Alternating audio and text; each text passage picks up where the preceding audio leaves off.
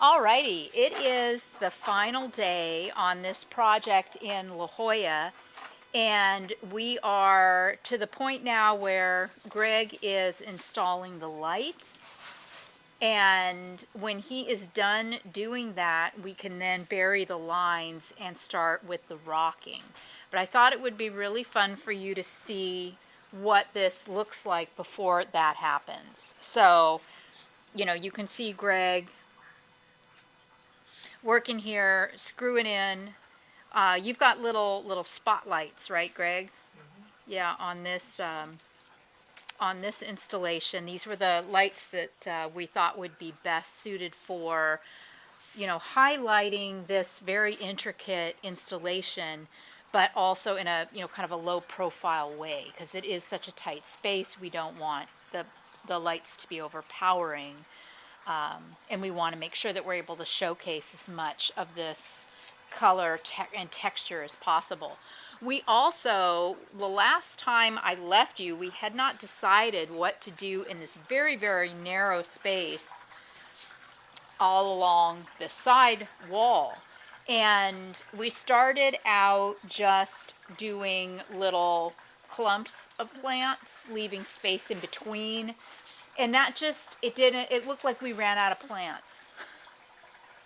So we started filling it in. We thought, well, because we don't want to do too much. That's the trick, that restraint is so important. But, so we started connecting some of the little plant groupings, and it became apparent very quickly that what we wanted to do was go all the way through. Now, I didn't go as densely with this as I did on the other side. We have to remember that these plants are going to grow.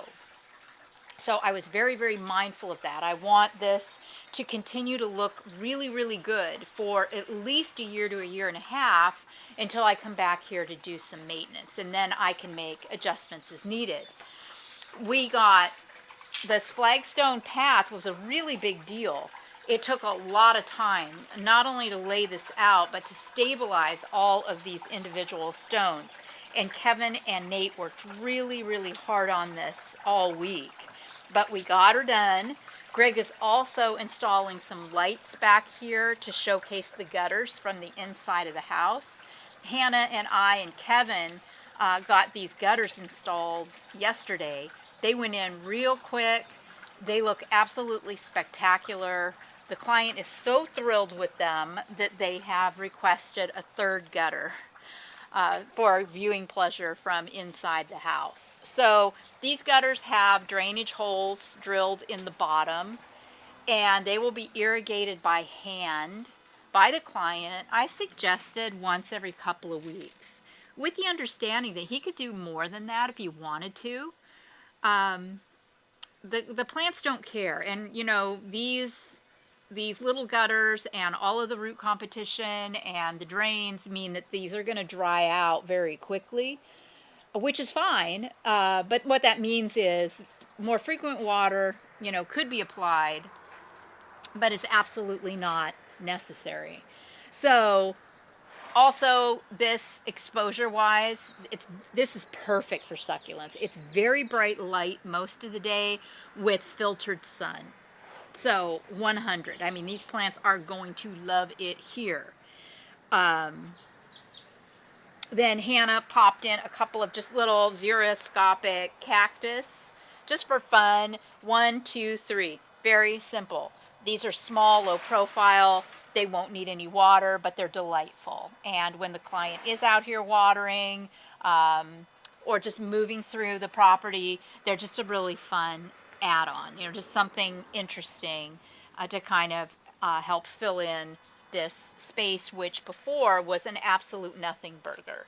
And in California, with our extremely high housing costs, you want to really take advantage of every square inch that you have available in your property. And so that's my goal, is to maximize the outdoor areas so the client can have enjoyment. And it really literally adds to the square footage of their home. So we are going to help Greg bury lines, and then we will begin the rocking, and then you will be absolutely blown away by the grand reveal. Well, it took us a couple of hours, but we are done today. And this is the grand reveal of our little coral reef succulent installation in La Jolla, California.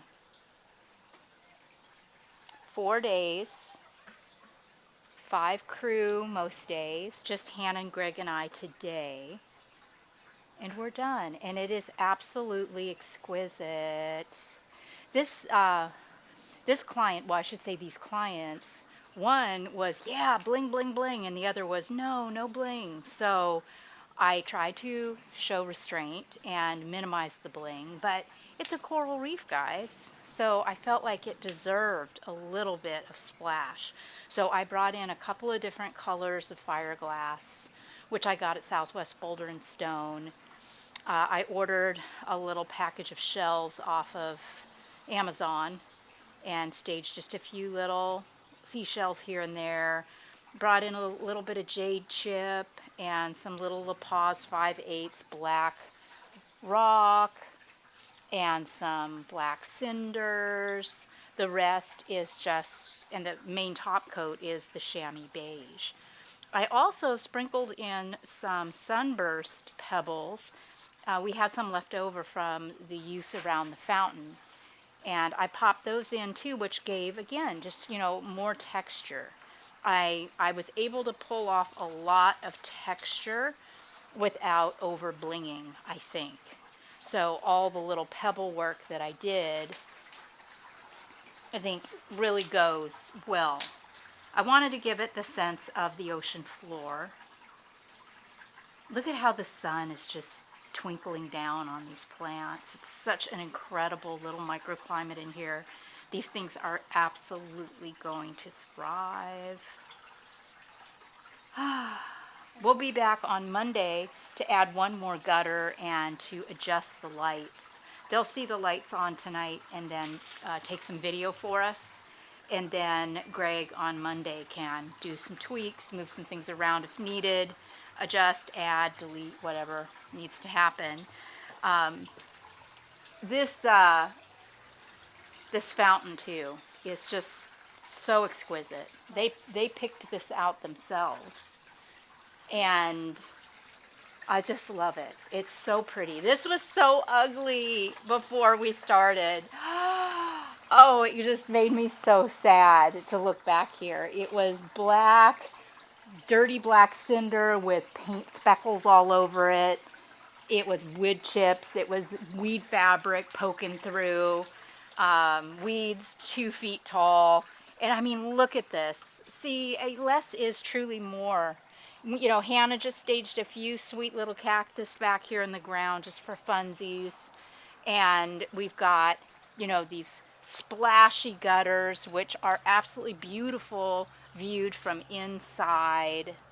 And all these wonderful flagstones that Kevin and Nate so meticulously laid and leveled. We did put weed fabric down in here because it's, it is so sparsely planted, and the weed fabric does help mitigate the weeds. Also wanted, I don't want the flagstones to sink, so that kind of helps support the flagstones too. So yeah, just wow. And look at their view. Isn't that something? Of the Pacific Ocean. And they're up here on top of the hill, and it's a cool breeze, and it's just a spectacular little garden. You don't have to own an acre of land to have a magnificent garden. Sometimes the best ones are in the smallest spaces. Thanks, you guys, so much for your sweet comments and for following and liking and subscribing and sharing these videos. Bye, guys.